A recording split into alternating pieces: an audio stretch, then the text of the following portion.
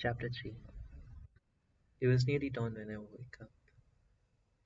I draw the curtains back and take a look. It must have just stopped raining. Since evening it is still wet and drippy. Clouds to the east are sharply etched against the sky, each one framed by the light. The sky looks ominous one minute, inviting the next. It all depends on the angle. The bus plows down the highway at a steep speed, the tires humming along, never getting any louder or any softer. Same with the engine, its monotonous sound, like a motor smoothly grinding down time and consciousness of all the people on board. The other passengers are all sunk back in their seats, asleep, their curtains drawn tight, the driver and I the only people awake. We're being carried efficiently and numbly towards our destination. Feeling thirsty, I take a bottle of mineral water from my pocket of my backpack and drink some of the lukewarm water. From the same pocket I pull out a box of soda crackers and munch on a few, enjoying the familiar dry taste. According to my watch, it's 4:32. I check the date and the day of the week, just to be on the safe side. 13 hours since I left home. Time hasn't leaped ahead more than it should, or done an unexpected about face. It's still my birthday, still the first day of my brand new life. I shut my eyes, open them again and again, checking the time and the date on my watch. Then I switch on the reading lights, take out a paperback book, and start reading. Just out of five, without warning, the bus pulls off the highway and comes to a stop in a corner of a roadside rest area. The front door of the bus opens with an airy hiss. Lights blink on the inside, and the bus driver makes a brief announcement. Good morning, everybody. Hope you had a good rest. We are on schedule and should arrive at our final stop at Takamatsu Station in about an hour. But we're stopping here for a 20 minutes break. We'll be leaving again at 5:30, so please be sure to be back on board by then. The announcement wakes up almost all of the passengers, and then they silently struggle to their feet, yawning as they stumble out of the bus. This is where people make themselves presentable before arriving in Takamatsu. I get off too, take a couple of deep breaths, and do simple stretches in the fresh morning air. I walk over to the men's room and splash some water on my face. I'm wondering where the heck we are. I go outside and look around. Nothing special, just a typical roadside scenery you find next to a highway.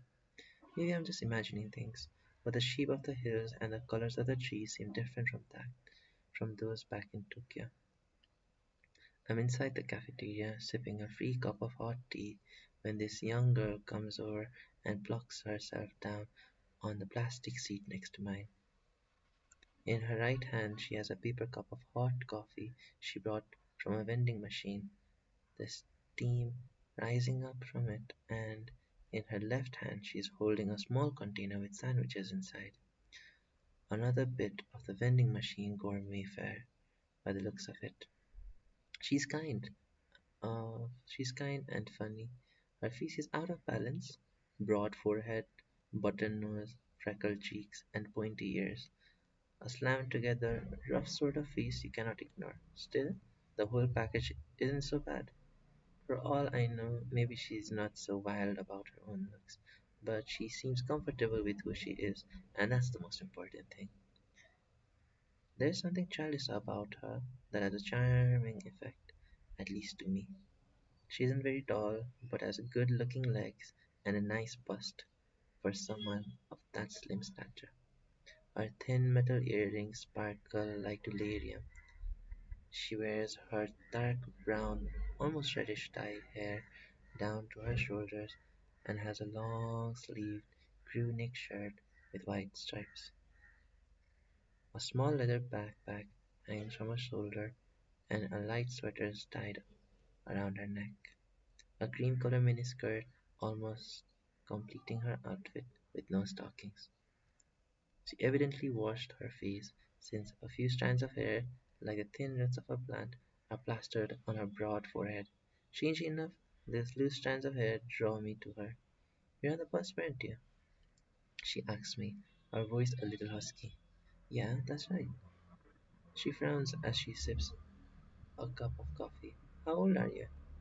17, I lie. "So you're in high school?" I nod. "Where are you headed?" "Takamatsu." "Same with me," she replies. "Are you visiting or do you live there?" "Visiting," I reply. "Me too. I have a friend there, a girlfriend of mine. How about you? Relatives?" I see her nod. I see. Her nod says, "No more questions. I've got a younger brother, the same age as you," she suddenly tells me, as if she's just remembered. "Things happen, and we haven't seen each other in a long time. You know something? You look like a lot like that guy." "Anybody ever tell you that?" "What guy?" "You know the guy who sings in that band. As soon as I saw you in the bus, I thought you looked just like him, but I can't come up with his name. I must have busted a hole in my brain, for I can't remember at all." That happens sometimes, right? It's on the tip of your tongue, but you can't think of it. Hasn't somebody said that to you before? That you remind them of somebody? I shake my head. Nobody's ever said that to me. She's still staring at me, eyes narrowed intently. "What kind of person do you mean?" I ask. "A TV guy. A guy who's on the TV." "Right," she says, picking up her ham sandwich and taking an uninspired bite, washing it down with a sip of coffee. "A guy who sings in some band. Darn, I can't think of the band's name either. This tall guy who has a Kansai accent. Don't have any idea who I mean. Sorry, I do not watch any TV." The girl frowns and gives me a hard look. "You don't watch at all?" I shake my head silently. Wait for a second. Should I nod or shake my head here? I go with the nod. "Not very talkative, are you? One line at a time seems like your style. Are you always so quiet?" I blush.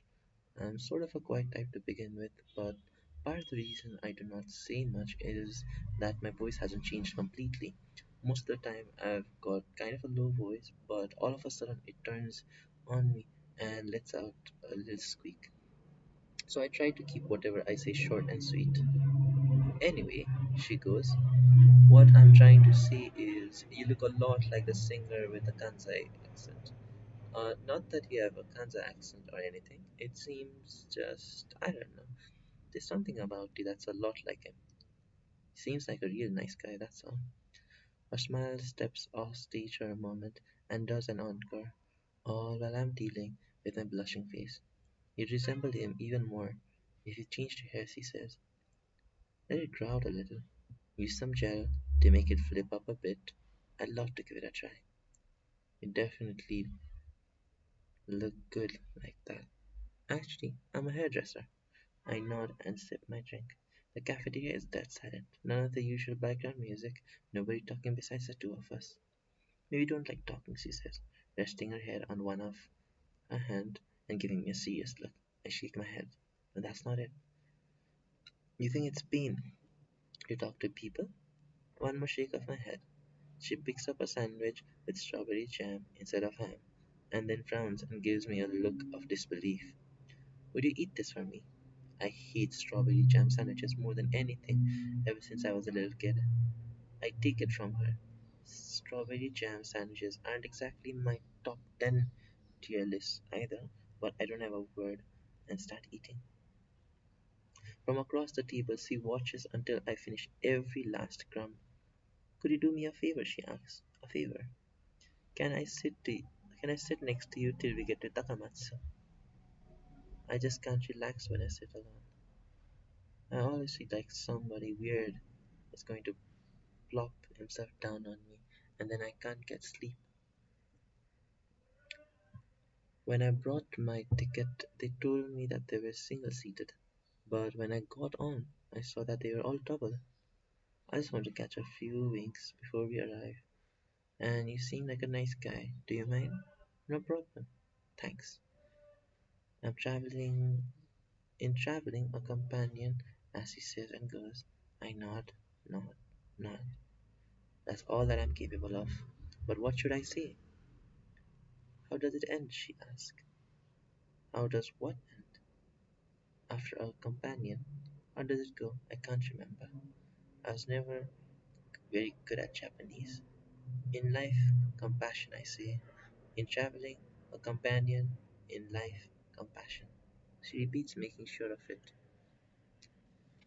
If she had paper and pencil, it wouldn't surprise me if she wrote it down. So, what does that really mean in simple terms? I think it over, and it takes me a while to gather my thought, but she waits patiently. I think it means I say that the chance encounters are what keeps us going, in simple terms. Symbols that over for a while, then slowly brings our hands together on top of the table and rest them very tightly. I think you're right that chance encounters keep us going. I glance at my watch. 5:30 already. Maybe we're better be going back.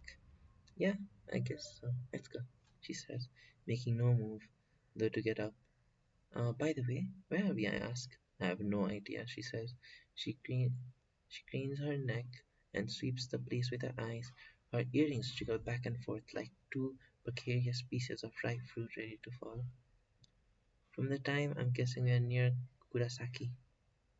Not that it matters. A rest area on a highway is just a place you pass through to get from here to there. She holds her right index finger and her left index finger about 12 inches apart. What does it matter what it's called? She continues. You got your restrooms, your food, your fluorescent lights, your plastic chairs, crappy coffee, strawberry jam sandwiches. It's all pointless, assuming you try to find a point in it. We're coming from somewhere, heading somewhere else. That's all you need to know, right? I nod, and nod, and nod. When we get back to the bus, the other passengers are already aboard, with just us holding things up. The driver's a young guy with this intense look that reminds us of some stern watchman. He turns a reproachable gaze on the two of us, but doesn't say anything, and the girl shoots him with an innocent sorry, very late smile. He reaches out to push a lever, and the door hisses closed. The girl lugs her little suitcase over and sits down beside me. A nothing kind of suitcase. She must have picked up some discount place, and I pick it up for her and store it on the overhead rack. Pretty heavy for its size. She thanks me and reclines her seat and fades off to sleep. Like it can barely wait to get going, the bus starts to roll instantly. As we get settled, I pull out my backpack and pick up where I left off. The girl is soon fast asleep, and the bus sways through each curve. Her head leans towards my shoulders, finally coming to a rest there. Mouth closed, she's breathing quietly through her nose, the breath grazing my shoulder at a regular beat. I look down and catch a glimpse of her bra strap through the collar of her crew neck shirt, a thin cream colored strap. I picture the delicate fabric at the end of the strap, the soft breast beneath, the pink nipple taunts my fingertips. Not that I am trying to imagine all this, but I can't help it. And no surprise, I got a massive hard on. So rigid it makes me wonder how any part of the body could ever go so rock hard. Just then, a thought hits me. Maybe, just maybe, this girl's my sister. She's about the right age, her odd looks, and all like a girl in the photo, but you can't always count that out. Depending on how they are taken, people sometimes look totally different. She did say that she had a brother my age, or she hasn't seen in ages. Could it be that the brother could be me? In theory, at least. I stare at her chest as she breathes.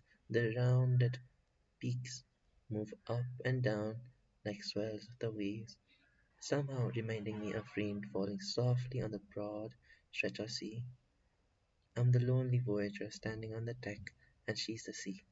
The sky is a blanket of grey merging with the grey sea off on the horizon. It's hard to tell the difference between sea and sky, between the voyager and the sea, between reality and workings of the heart.